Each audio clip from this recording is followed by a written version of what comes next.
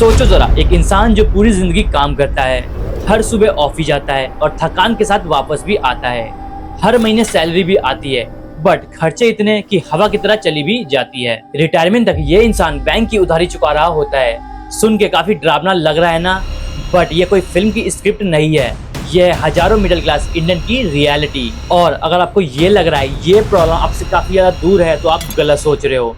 धीरे धीरे ये क्राइसिस आपकी तरफ भी आ रहा है।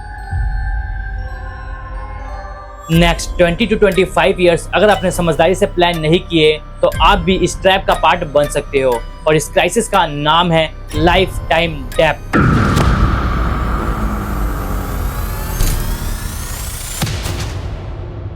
पिछले 20 सालों में इंडिया की जीडीपी जितनी तेजी से बढ़ी है उतनी ही तेजी से बढ़ा है एक और नंबर, हाउस होल्ड डेब्ट का। आज के टाइम लोग ज्यादा जल्दी लोन लेते हैं, ज्यादा अमाउंट में लेते हैं और लंबे समय तक उसे चुकाते भी है, और इस ट्रेंड का नाम है लाइफ टाइम डेब्ट। एक ऐसी उधारी जो बुढ़ापे तक आपका साथ नहीं छोड़ने वाली। You can see in the graph also कैसे इंडियन हाउस होल्ड डेब्ट year by year compare to Indian nominal GDP बढ़ता जा रहा है, जो इंडियन फ्यूचर के लिए काफी डरावना हो सकता है। मिलिए रवि और प्रिया से, बैंगलोर के एक मिडिल क्लास कपल। 2008 में इन्होंने 20 साल के लिए 40 लाख का होम लोन लिया, और 2016 में बेटी के लिए इन्होंने 12 लाख का एजुकेशन लोन लिया, और 2020 में कोविड के दौरान इमरजेंसी पर्सनल लोन लिया। दोनों में से किसी की इनकम इतनी नहीं बढ़ी जितना ईएमआई का प्रेशर बढ़ता गया। रवि आज 52 साल का है और अभी भी 9 साल का होम लोन पेंडिंग है। वहीं प्रिया कहती है शादी से लेकर आज तक कोई भी ईयर उन्होंने डेब्ट फ्री ईयर नहीं देखा है। सो द क्वेश्चन इज, आखिर लाइफ टाइम डेब्ट राइजिंग के पीछे मेजर रीजन है क्या? वेल, इसके पीछे है डिफरेंट रीजन, बट मेनली 3 बड़े रीजन हैं जो हर इंसान को इफेक्ट करते हैं। And the first is urban housing price. Delhi, Mumbai और बैंगलोर जैसी अर्बन सिटीज में प्रॉपर्टीज की जो प्राइस है कंपेयर टू सैलरी कई ज्यादा तेजी से बढ़े हैं। लास्ट 4 इयर्स में अर्बन सिटीज में अप्रोक्स 8 to 10% CGR के साथ सैलरी इंक्रीज हुई है। वहीं 2019 to 2024 प्रॉपर्टीज की growth in terms of percentage आप देख सकते हो। नोएडा एंड गुड़गांव जो कि दिल्ली एनसीआर का पार्ट है, यहाँ लास्ट 5 इयर्स में 160% से प्रॉपर्टीज के प्राइस इंक्रीज हुए हैं।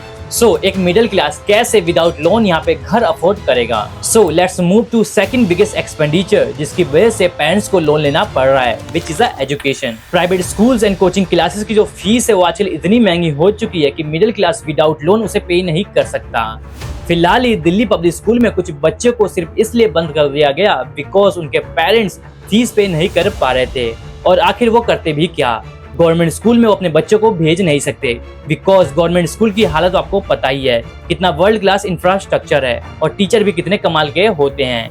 इतना ही नहीं, फिलहाल ही राजस्थान में कई सारे बच्चे छत के नीचे दब के मर गए। यहाँ पे इंसान की कोई कीमत ही नहीं है तो कोई क्यों ही अपने बच्चों को गवर्नमेंट स्कूल में भेजेगा?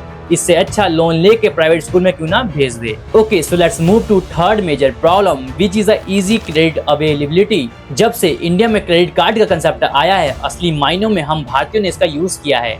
जो भी उधारी का खरीद सकते हो खरीद लो। एक क्रेडिट कार्ड से काम नहीं चल रहा, दूसरा क्रेडिट कार्ड ले लो। दूसरे क्रेडिट कार्ड का बिल पे करना, उसके लिए तीसरा क्रेडिट कार्ड ले लो। मतलब अल्टीमेट फन। और इससे भी काम नहीं चल रहा है तो उसे गाली देना स्टार्ट कर दो।